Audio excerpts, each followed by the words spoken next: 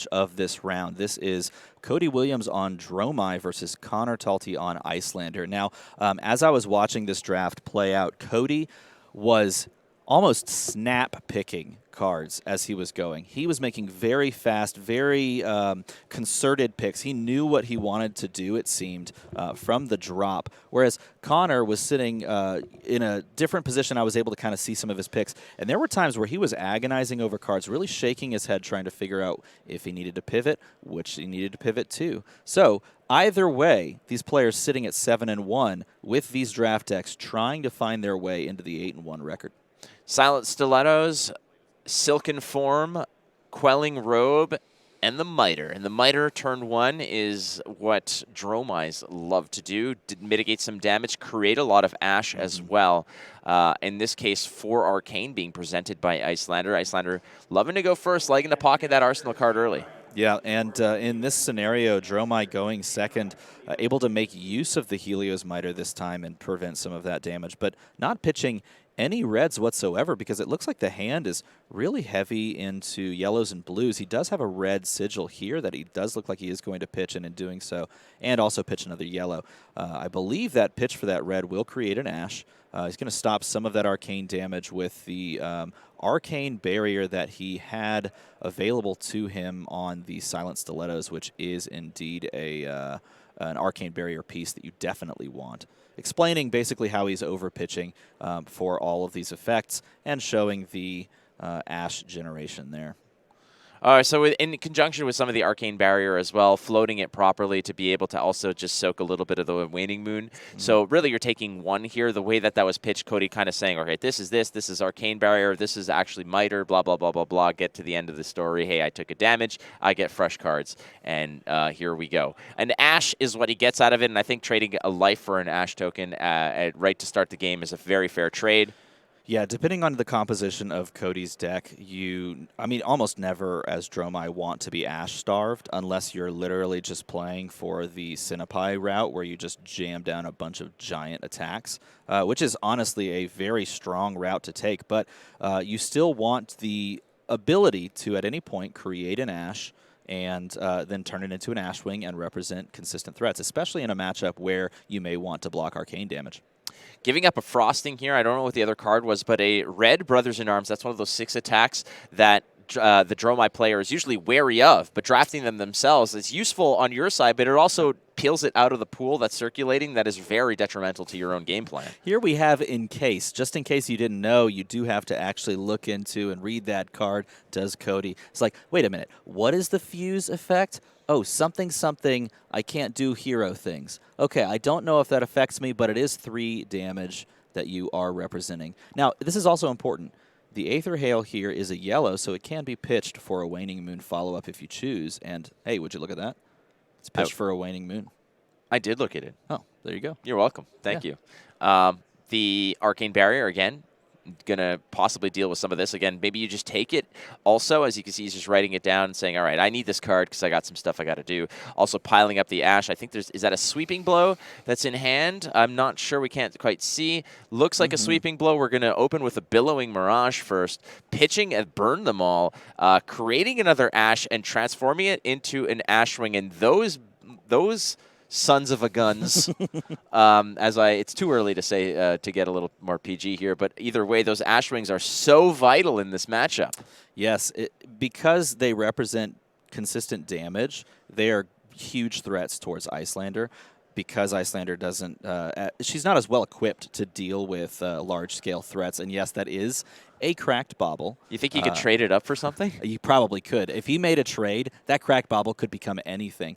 But these Ashwings also represent consistent ways to stop arcane damage, and that is not what you want to see from Connor's perspective. So you definitely want to start presenting as much damage as possible, as quickly as possible. Oh, certainly. And that, like, generating Ashwings against the Icelander is part of the game plan, and in order to do that, you need a lot of Ash. So, one red Rake the Embers could potentially just shut down a lot of the arcane damage that Connor wants to present here. So Cody's just doing this very well you see that the coffers are, ripe with Ash as the Ashwings are just waiting to emerge from that pile. The question is what did Cody draft? How many Rake the Embers? How many Billowing Mirages are there? You need to be able to turn those into something. Yeah, I see 2 of them in his hand. That seems pretty good. 2 Rake the Embers in hand. It does have a sand cover as well. And this is the other reason why you want to generate ash, because if you draft sand cover and you have sand cover, that ash can protect you and act as ward 4. If it's a red, in this case it's a yellow, so one of those ash becomes ward 3 and can soak some of this damage. Yeah, so the ash goes bye-bye. That's going to get destroyed. It does generate ward 3, which is going to block 3 of the 4 arcane. Now, there is still 2 instances of AB1 available, one off of the stilettos, one off of the ash wing. The question here is Cody okay to just take the damage to preserve the card, or does he want to pitch and maybe block out a little bit more here? So he's still kind of thinking. I believe he takes the 1 because the ward is going to fall on the damage from the Ice Bolt, and we'll leave him taking 1, unless he's also considering still the idea of pitching into an Arcane Barrier. Well, I think there's with the way that this is getting stacked here is that in response to the sand cover, I think that he's throwing the Waning Moon out, which means that the Waning Moon damage is what's going to get absorbed. Yep. So I think what he wants to do here is stack all the damage on one source so you can't AB too much of it, which is a smart play by Connor. So yeah, there's 2 AB. So the ward is gonna, I think, soak the ward soaks the Waning Moon, as they're indicating here. Now there's 4 arcane off the Ice Bolt, which you can only soak 2. Now the other way you could have done this was 2 and 2 off the other one, and really only taken 1 damage. But the way that this was done, Connor found a way to actually sneak another one in. Well, I think he actually only did take 1 damage, because the line that you described was what he ended up taking. He used the Arcane Barrier off of the first Ashwing plus the Silent Stilettos to stop the 2 from the Waning Moon, so that ward would prevent 3 out of the 4 from the Ice Bolt. So it was like 2 clever plays stacked on top of each other to try and overextend. But what it means is that Cody is actually left with a 2-card hand instead of the 3-card that he had wanted to enter the turn with. Yeah, no, this is a game of intellectual Jenga that I'm not well equipped to play. Everyone's there trying to, I'm just there punching right through the center of the structure. Just saying, did I do it right? No, you definitely did not. But a red Ice Bolt is one way to get back into the game.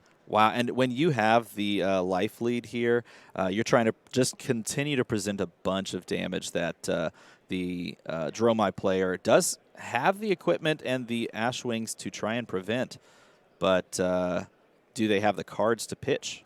I feel like Cody is just desperately trying to get one of these Rake the Embers out. Generate more Ash Wings, and then you can kind of slow things down. You might have to take your licks early in order to be able to play that card. So there it is. There's the red Rake the Embers. That's going to generate 2 Ash, 1 off the pitch, 1 off the Rake, and then transform them to 3. So now the AB1 that Cody started with is now AB6, and that is immensely difficult for Connor to overcome here without, Phoenix Flames to go start eating the Ash Wings, without Ash Wings of your own to start cannibalizing. This is very difficult. And this is the perfect counterplay, is using Singe Blue to stop the attacking Aether Ashwing. And because you kill it before the Go Again resolves, the turn is essentially over here. And it also allows you to present a little bit of damage and Waning Moon. But the clock is ticking. Your opponent has 4 Ash Wings, and you're going to have to stop them probably every turn unless you just want to be chipped down.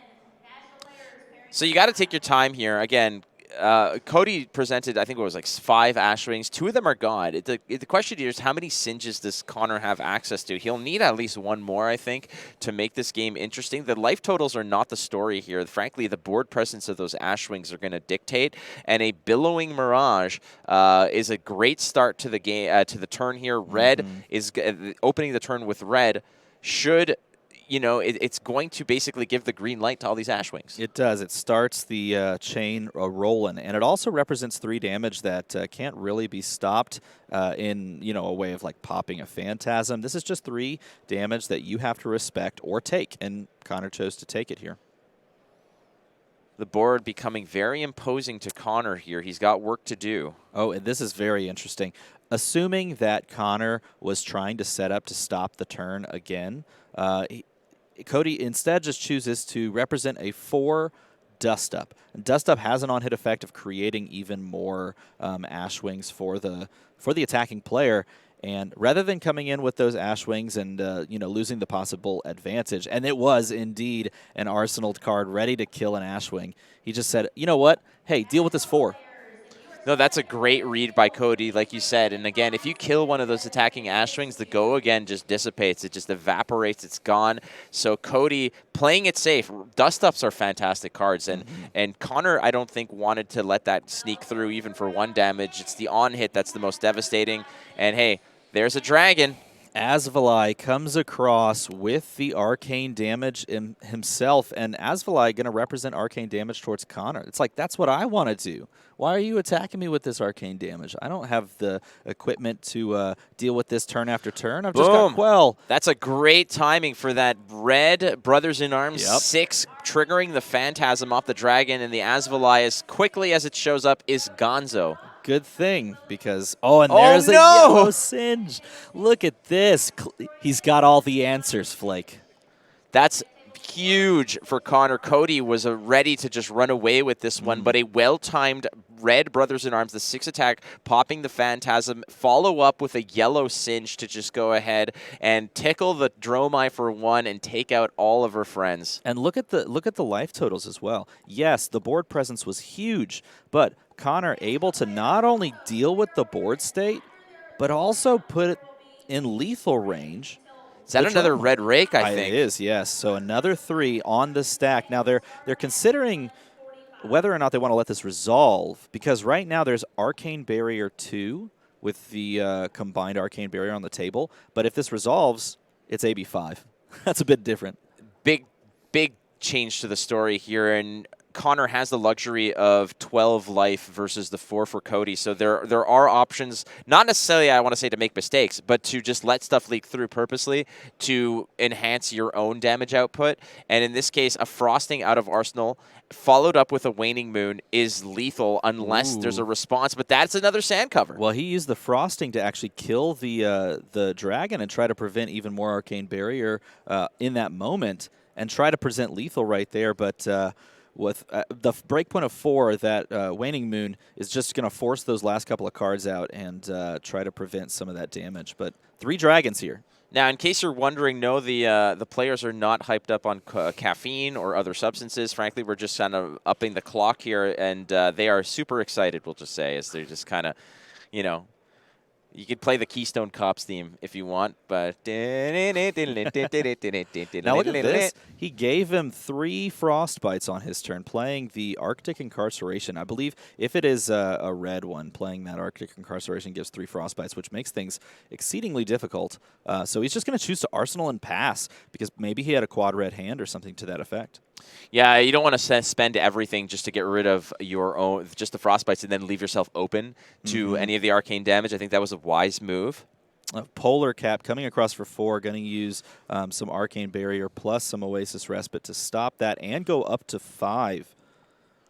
It's been the tale of the weekend so far, I feel, Steve, where a lot of these games have really gone down to the wire, but the player who seems to be in the losing position gains so much life, that they just stay afloat. We saw it, I think, with, many players gaining 4, 6, 9 life just to stay in it and eventually convert. And at this point in the game right now, Connor, 7-1 record. Cody Williams, same record, but Cody right now has the life lead, but the board state has again got out of range. Another Singe. Singe stops the turn yet again, and not only that, allows for a Waning Moon for 3 and sand cover on your last Ash. You have no more. You are officially Ash starved. That Uvia is going to do nothing for you, and it's going to go back over to Connor, who has the advantage, who can try to set up a 2-turn lethal by pitching. Hey, a cracked bobble. Yeah, and against Icelander, when you have those sand covers, you do not want to be an ashless chap. You do not want to be ashless chaps against Icelander is not where you want to be. But wow, pitching the entire hand, generating some ash. Finally, you did get your ash back, but you can, in this scenario, just feel fine just saying, okay, take 1. I'm playing the old school illusionist Prism. You took all my cards, but you can still try and take 1. There's a Yendurai, I believe, in hand. There's another sand cover, if I'm not mistaken. Cody's drafted a lot of sand covers. Now, this is super interesting. On his turn, Connor chooses to gain a life playing a non-attack so that he can come in with a Waning Moon, trying to get that 4 lethal. And look, there's fourth Singe. I think he values Singe in this matchup, and he should. And there's a metric ton of Ash over on Cody's side as they try to blitz their way in the last 6 minutes of this round. Oh, and look at this. This is big. You're just going to play the non-attack. At this point, the decks have cycled. Play the non-attack just so that you can represent 2 damage, make them pitch away cards. All right, we're going to transfer turn one of the, I think that's, is that Uvia? Uvia, yes. Uvia, yep, is going to go ahead and create another Ashwing. And it might just be a matter of time, but time is going to factor in. There's 5 minutes left in this match that Connor and Cody are looking to close out. Cody's got the board state, but Connor's got the, lethal at any point. And this could do it because he's playing an Aether Hail for 3, going to represent 2 damage here, going to force some cards out. Now, if he has a fairly strong card in the arsenal that can set him up for maybe another lethal representation here, when your opponent only has 2 cards to try and pitch away some of that damage, who knows? But it doesn't look like that's the case. Wonder what's in the arsenal here for Connor. Dampen, 2, 1 float here for Connor, 4 Ashwings plus an Uvia, Waning Moon for 2. We're pushing. This is electric. These players are going back and forth. Of course, at instant speed. They're going so fast, but also trying to play within that time frame, trying to find a way to just get there with the cards left in the deck. Both players are probably seeing the 3rd cycle now of their deck at this point. I think in Cody's hand there's a trade-in. I think a Findel's Fighting Spirit, if I'm not mistaken. Brain Freeze, going to be able to allow you to come in with the Waning Moon there. Phoenix Flame. This is a Dromai on the 3rd cycle representing Phoenix Flame, and then also just pushing all the Ashwings. Quell is going to be huge on this turn, but it's going to represent a lot of damage given back, and Cody is looking to close it out himself now. 1 turn, 1 red can push a bunch of damage. Is he out of gas? Is there just no more cards left here? He's pitching the bauble, putting it underneath. There's going to be... It's a 3-card hand, and this could just seal the deal for Cody. Cody might just have it on the back of all of these Ashwings. Scar for a Scar. We're just going to block out here. I think at this point, Cody just needs 1 red to start the chain, and I think there's a Sweeping Blow in his hand. There's a trade-in. Oh, Burn Them All is a great start. Yes, Burn Them All was pitched very early, but he's going to use it to block. He's going to represent another block here, and that should close out the game. The Dromai player with a